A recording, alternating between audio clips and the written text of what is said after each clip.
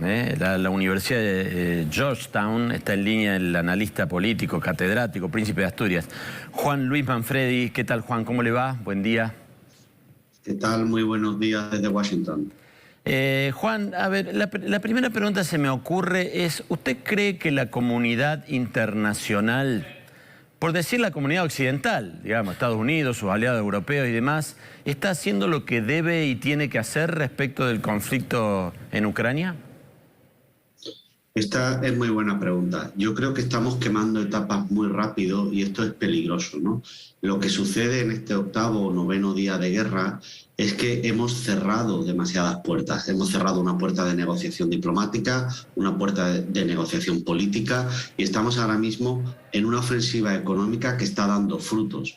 Lo que sucede, en mi opinión, es que no podemos cerrar estas puertas para la conversación tan rápido porque la guerra no se va a terminar por las sanciones. Habrá que sentarse y habrá que mantener algún tipo de negociación.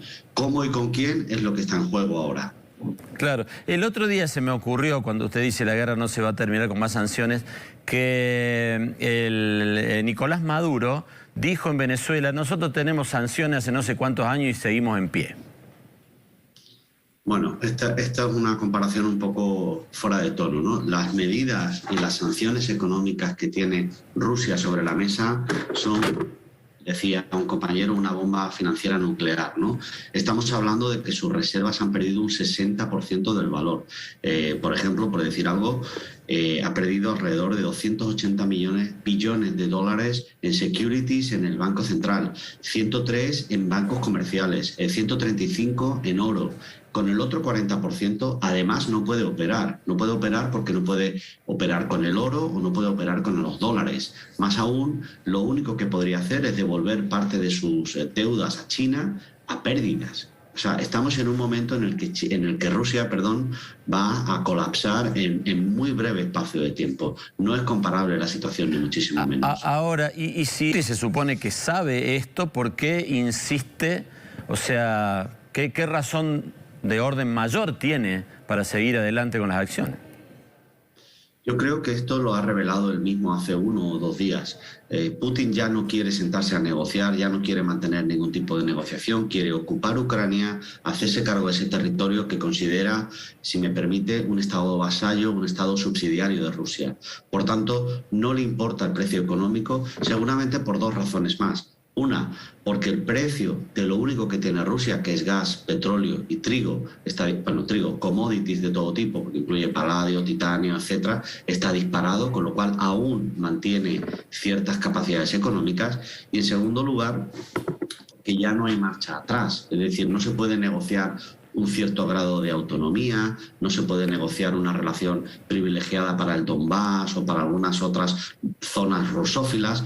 Eso ya es imposible. Una vez que hemos cruzado la línea roja de intentar invadir por la vía imperial con tanques por tierra, mar y aire, la conversación tiene que ir en otro tono. Hay que parar la guerra para que veamos hacia dónde ir. Y Putin no va a parar, no tiene ningún interés en parar.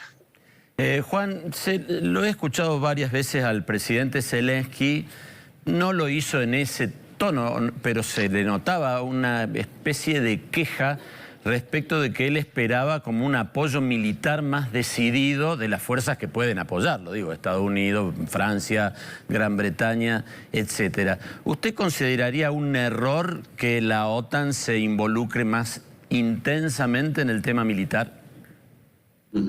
Esta es una decisión muy arriesgada, ¿no? En el momento en el que estamos hay 3 operaciones en marcha: la operación diplomática, la operación de escalada militar y la operación de desescalada, ¿no? Si la OTAN interviene de forma directa, cosa que en este momento no es posible porque no ha habido ninguna manera de vincularlo, porque Ucrania no es miembro y porque en este momento eso no es posible, estaríamos en un momento de crecimiento de la escalada muy peligrosa. ¿Puede suceder? Sí puede suceder, porque Ucrania es frontera con multitud de países que sí que son miembros de la OTAN.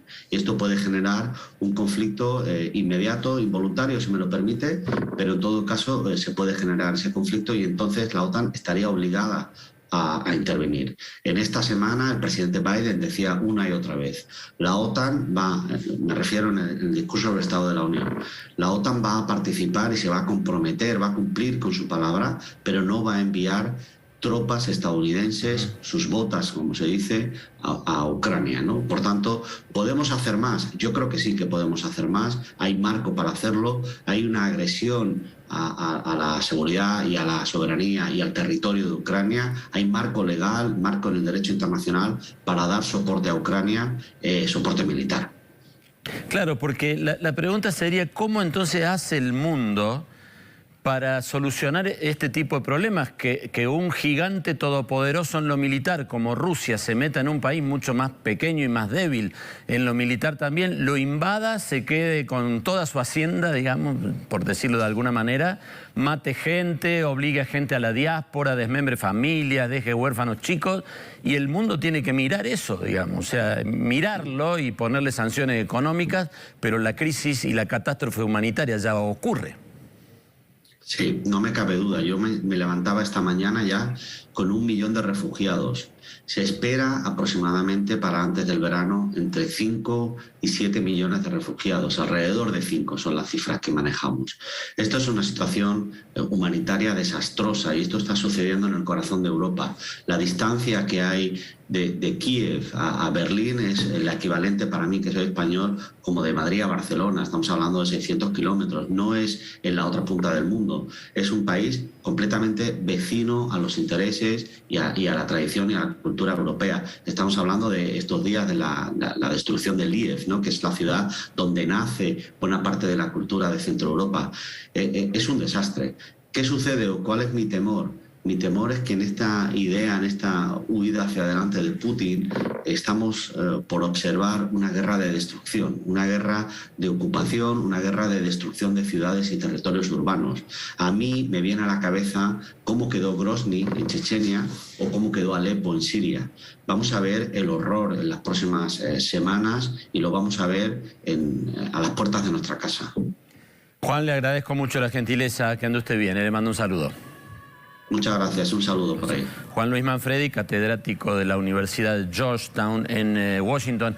Un dato, por las dudas usted no tenga la referencia geográfica entre Madrid y Barcelona, es una distancia parecida a la que hay entre Córdoba y Buenos Aires, la que hay entre Kiev y Berlín, que es la capital alemana. Por eso quería graficar con ese dato que es muy fuerte, que están en una guerra en el medio de Europa. 650 kilómetros entre Kiev y Berlín, que es incluso un poco menos de lo que hay entre Córdoba y Buenos Aires.